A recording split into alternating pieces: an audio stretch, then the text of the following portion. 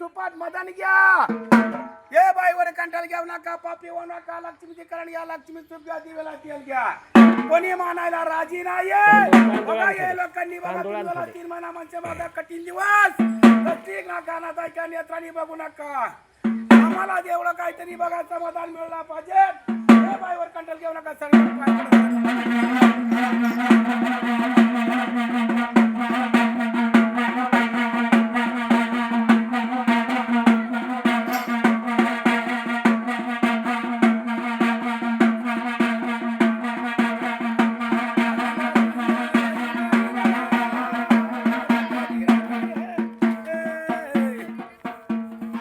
गाव कोणतं आपलं? आई केळगाव बोरीपारजी राहायला राहणार बोरीपारजी नाव सांगा.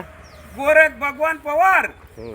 ते आता पहिल्यासारखं राहिली नाही. पहिला लोक कशी होती आता दुनियात आता रस्त्यात मांडली तर कोणी मानायला राजी नाही. त्याच्यामुळे बघा काहीतरी सरकारने आम्हाला योजना काढावा चांगला करावा.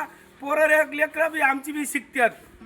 मग आमचा आता वाटोळा झालाय पोरा लेकरांचा वाटोळा बघू नाही पुढं. पुढच्या पिढीला जर आपण म्हणलो हे बाबा घे आणि कर हे कला सादर तर करतात का? नाही करणार. काय म्हणतात? करणार. आमची पोरं आता शिकल्यात. आमची पोरं बी कामाधंद्याला कुठं कंपनीत जा कुठं काही कर काहीतरी करतात. मग तसं आमचं राजी गेली आता पोरांचं राजी तरी सरकारने नोकरी द्याय नाही काय द्याय नाही.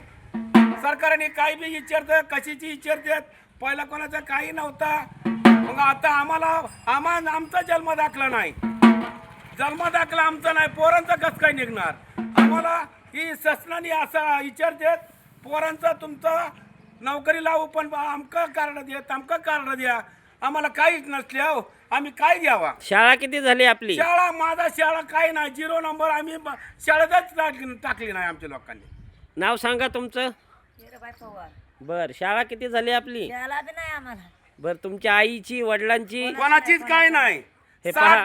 60 वर्षाची शाळेची दाखला मागतात हे पहा पोरांसाठी. यांच्या मुलांना शिकवल्यानंतर अतिशय महत्त्वाचे जी अट असते जातीच्या दाखल्याची आणि ते जातीचे दाखले जर ह्यांचे आजोबा पंजोबा आणि हे शाळेत गेले नाहीत व यांना कोणत्याही जन्माचे काही कुठं दप्तरी नोंद नसल्यामुळे यांना मात्र खूप अडचणी येतात आणि अशासाठी मात्र शासनाने त्या अटी शिथिल कराव्यात अशी त्यांची माफक मागणी आहे.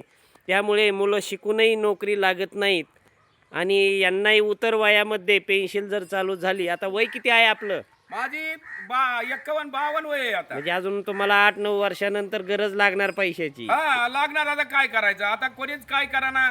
आता सरकारने असा दुसरा नवीन योजना आणतात काही करतात. आता घरातला पैसे घालवायला लागला काहीतरी थोडंफार कमावला ते घालवायला लागला. आमका कार्ड काढ तमका फलाना कर असं कर तसं कर.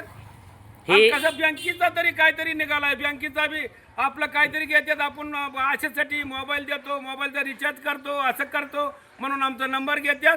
ते नंबरवर आमची बँकेतलं काय थोडंफार पैसे पोरा लेकरांना सांभाळून ठेवले ती पैसे सुद्धा जायला लागल्यात. तुम्ही नंबर द्यायचेच नाहीत ना कुणाला? हा नाही द्यायचं नाही. पण आमच्या बोळ्या माणसाला काय विचारतो आम्हाला आशा पुरतो तुम्ही करणार आहे म्हणल्यावर तुमच्या पैसे आशा आहे आम्ही देऊ नंबर. ह्यांची अशी फसवणूक होते शिक्षण नसल्यामुळे शिक्षण की मोबाईल नंबर होती. सांगा बँकेचं काय खातं असेल यांचं तर ते बँकेचा खाते नंबर सांगा पैसे सोडतो रिचार्ज करतो अशा माध्यमातून त्यांची फसवणूकही होत आहे.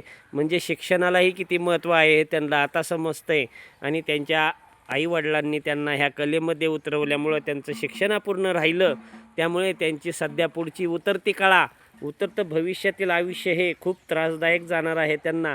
आणि त्यामुळे मात्र महाराष्ट्र शासनाने अशा पोतराज हे जी लोककला आहे आपली कोणत्या ह्याच्यामधली लोककला आहे ही? हे मरी लक्ष्मीबाई म्हणून लोककला आहे. बरं या लोककले पहिला आम्ही आमचा जात आहे पानकोली आमची ही लक्ष्मीबाई कोल्हापूरची लक्ष्मीबाई बसल्यापासनं आम्ही असा ही धंदा चालू झाला. आमचा पिढी ना पिढी आता 7 पिढी होऊन गेलाय. मग त्याच्यामुळं आम्हाला काहीच नाही ते पुरवत नाही ते आम्हाला. ते सरकारने पुरूप द्यावा आमचा पोरं लेकरांचा चांगला करावा अशी माफक अपेक्षा असते कलाकारांची. आणि यांना पुढील उतरत्या वयात म्हणजे 60 वर्षानंतर ज्यावेळेस खरी आवश्यकता असते त्यावेळेस आज आपण पाहतो ज्यांची कोट्यावधीची प्रॉपर्टी आहे त्यांनाही मुलं सांभाळत नाहीत. यांच्याकडे तर काहीच नाही. यांची अवस्था पुढील काळात खूप वाईट असू शकते. याचा विचार करून महाराष्ट्र शासनाने यांना नक्कीच मासिक मानधन देण्यास काही हरकत नाही आणि यांना पुढील कागदपत्रासाठी काही अटी ह्या शिथिल कराव्यात. हा आपला आवाज, तुमचा आवाज, जनतेचा, तुमच्या लोककलेचा आवाज हा महाराष्ट्र शासनापर्यंत नक्की जाईल. आपला जन आवाज, crime news, Maharashtra police crime न्यूजसाठी औदुंबर फटाले.